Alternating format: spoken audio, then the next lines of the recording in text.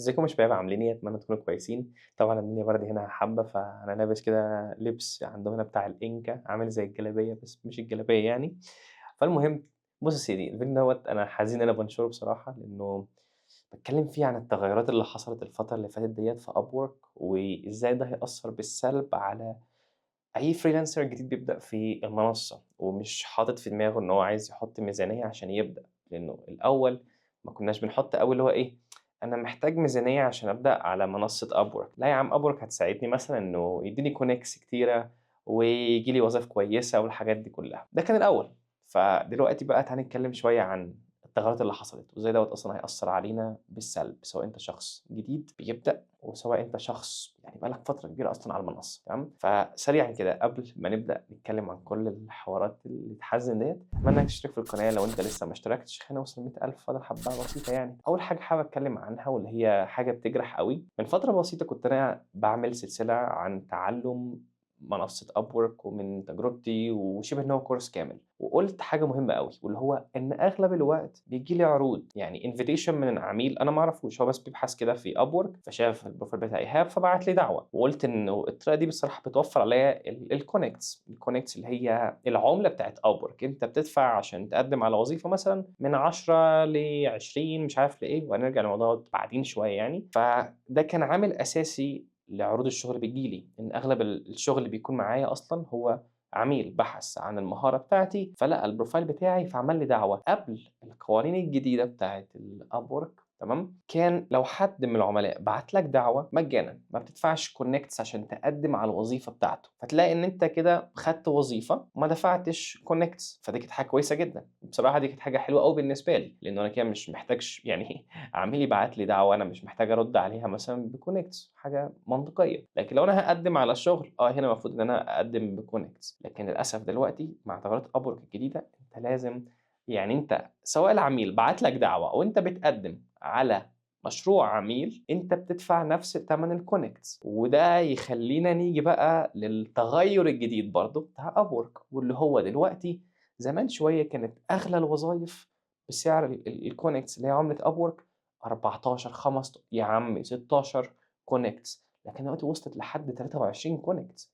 فتخيل يبقى أنت جه لك دعوة لمشروع وهتيجي تقبلها، بس يقول لك لأ معلش أنت لازمًا تدفع الأول 23 connect علشان تقبل الدعوة. فدول أكتر تغيُّرات بصراحة حبيت أتكلم عليها في بداية الفيديو، عشان دي أكبر صدمة بالنسبة لي، إنه سعر الوظايف غِلي، وفي نفس الوقت أنت ما بقيتش تقدر تقبل الوظايف أو دعوات الوظايف ببلاش. السبب بتاع Upwork واللي هو لأ أصل إحنا دلوقتي بنعملها كده الدعوات وكده إنها تبقى بconnects علشان الشخص اللي يقدّم يفكّر 1000 مرّة قبل ما يقدّم، علشان يشوف لو هو فعلًا بيmatch أو هو مناسب للوظيفة ويقدّم عليها والّا لأ. يا عم إحنا أصلًا لمّا بنيجي نقدّم على حاجة، حتى إحنا مش عايزين نخسر وقتنا، إحنا عايزين نقدّم على حاجة تجيب لنا فلوس، فأنا مش هاقدّم على حاجة أنا مش هاشتغلها. وحتى لو قدّمت، ما ممكن العميل يعني يفهم ويعرف ولأ معلش أنا هاشوف حد غيرك. وبعدين مش أنا لوحدي اللي باقدّم، ده في مئات الناس. بصراحة حاجة مش منطقية بالنسبة لهم، بس لو نيجي للحقيقة اللي ورا القرارات بتاعتهم، هو علشان يخلّونا نشتري connects أكتر، علشان يقدروا إن هم يجيبوا ربح مننا بعيدًا عن الربح اللي بيجيبوه من العقود، وده موضوع تاني برضه هاتكلم فيه دلوقتي. تالت تغيُّر بقى يا معلم، زمان أوي كنا كلنا بنبقى مبسوطين أوي بالbadge. عندك الrising talent اللي أنت بتاخدها أول لمّا تعمل حساب جديد على Upwork، وبعدها برضه عندك الtop rated لمّا تبقى مثلًا وصلت ل$1000 على Upwork في أول سنة، بعدها الtop rated plus لمّا أنت مثلًا توصل ل5 أو $10,000 في عقد واحد، بعدها بقى الحاجة التحفة جامدة جدًا اللي الكل بيحلم بيها، واللي هو الexpert vetted، اللي هو أنت توب 1% أو أنت التوب التوب يعني بالمعنى الحرفي. لكن الأول مش هتعرف تجيبها غير لمّا أنت ييجي لك دعوة من Upwork نفسها عشان تعمل معاهم interview pre-screening والحاجات دي كلها. دلوقتي لأ، إحنا إزاي نعملها كده؟ إحنا لازمًا نغيّرها برضه، يعني إحنا بندوّر على شوية فلوس حلوة صح؟ فدلوقتي بقى أنت عشان تقدّم عليها مش عشان تاخدها، ركّز في الكلمة، عشان تقدّم على العلامة دي اللي هي الexpert vetted تقدر تقدّم عليها، بس لازمًا تدفع 300 connects. 300 connects ده رقم مهول شوية. يعني أنا كام وظيفة ممكن أقدّم عليهم بال300 connects دول؟ لو أنا باقدّم على كل وظيفة ب20 مثلًا، فأنا كده ممكن أقدّم على، يا لهوي! فوق ال20 وظيفة تقريبًا. وبعدين في حاجة تانية، أنت أصلًا مش هيتوافق عليك بالعلامة دي إلا طبعًا لمّا أنت تكون خلّصت يعني المتطلبات اللي هم عايزينها منك، وبعد كده تاخد interview معاهم، وبعد كده بقى لمّا هم يوافقوا يبقى أنت خلاص خدتها. لكن حسب بقى ما بقى بيتقال إنه صعب أوي إن هم كمان يوافقوا إن هم عايزينك أصلًا تكون عندك شغل أو اشتغلت في شركة أو اشتغلت في مشروع عندهم على المنصة مع الfortune 500 أو مثلًا الشركات العملاقة اللي عندها أكتر من 1000 موظف وهكذا. أنا اشتغلت في حاجة زي كده، بس أنا مش هاقدّم عليها بصراحة، لإنها أنا حتى نفسي مش ضامن إن أنا ممكن أصلًا آخُد الbadge ديّة، ومش ضامن أصلًا إن هي حاجة هتفيدني أوي، لإن في ناس بتقول برضه إن هم عندهم الbadge لكن مش فادتهم، فده موضوع نبقى نشوفه بعدين. لكن حتى أعلى badge اللي الكل بيشتغل جامد أوي على نفسه عشان يوصل لها، علشان يدّي مصداقية قدّام العملاء بسببها، بقت حاليًا بفلوس. شوية، شوية حاسس كده إن الtop rated plus برضه هتبقى نفس الموضوع، ادفع علشان تاخدها. وفي نفس الوقت الtop rated دي ممكن ما يلمسوهاش عشان هي سهلة أوي إنك تاخدها بعد مثلًا ما تجيب $1000 وهكذا. بجد حاجات غريبة بتحصل في Upwork، لكن بتحس إن أنت داخل شوية، شوية على مرحلة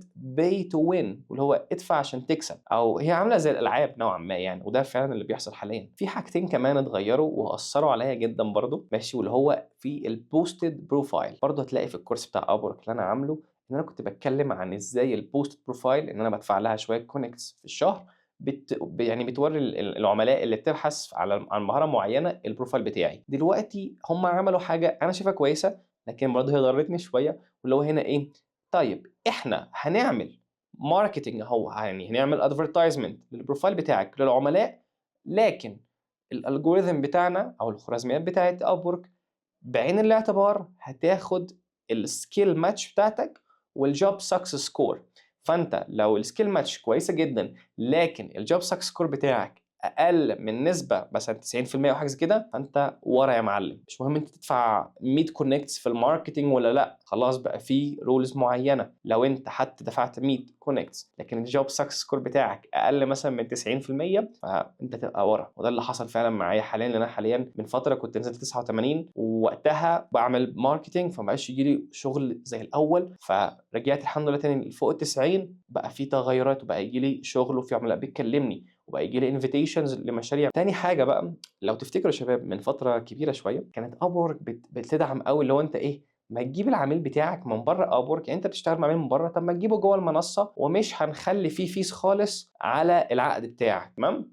بس طبعًا في fees من ناحية العميل اللي هو الpayment processing fee واللي كانت نسبتها 3.4. دلوقتي بقى يا معلم الموضوع اختلف، دلوقتي هم شالوا الpayment processing fee دي شالتها Upwork كانت 3.4، حطّوا بحاجة مختلفة لينا إحنا كfreelancer. دلوقتي بقى أنت حتى لو جِبت عقد من برّه المنصة مع عميل أو جِبت عقد مع عميل في المنصة، تدفع فلوس على اللي أنت بتربح منه. دلوقتي Upwork وأنت يعني هو ده عميل من برّه المنصة، لا يعرفك في المنصة ولا حاجة، وأنت جِبته من على الفيسبوك مثلًا، لو جِبته جوّه المنصة دلوقتي كمان Upwork هتاخد منّك أنت 5% من الإجمالي الربح بتاعك من المشروع دوّة. لو المشروع مثلًا $100 هياخدوا 5% منّه وهكذا. بجد التغيُّرات اللي بتحصل ديّة يعني هي Upwork بتحاول اللي هو إيه، أنا هاعرف أطلّع منّك منين فلوس، أنا عايز أطلّع منّك في كل حتّة. بيحاولوا يطلّعوا مننا إحنا كfreelancers بشكل غريب فلوس من أي حتّة. فبجد أتمنى إن هم يعني ما يجوش علينا أكتر من كده، وعلى الأقل يحسّنوا من موضوع قد إيه لازمًا الواحد يدفعه علشان يقدّم على وظيفة. لإن أنت أصلًا يعني تعالَ نتكلّم بالمعنى الحرفي، أنت أمّا تخش المنصة وبتفتح حسابك ممكن ييجي لك 40، 50 connect مثلًا، لكن كل شهر مثلًا بييجي لك 10. فأنت لمّا تتخيل كده هيبقى الوظايف ما فيش وظيفة تقدر تقدّم عليها ب10 connects وكلّهم من 11 لحاجة و20 ومش كلّهم ب10. نادرًا بيبقى في ب10، بس في نقطة مهمة، اللي ب10 دول بيكون المشروع بقى له يومين، 3، 4، 5 أيام على المنصة. فأنت حتى لو أنت قدّمت عليه، أنت ممكن ما تتقبلش، لإن أصلًا العميل ممكن يكون أهمل المنصة وأنت كده خسرت الconnects بتاعتك. فبجد system ما لهوش أي منطق.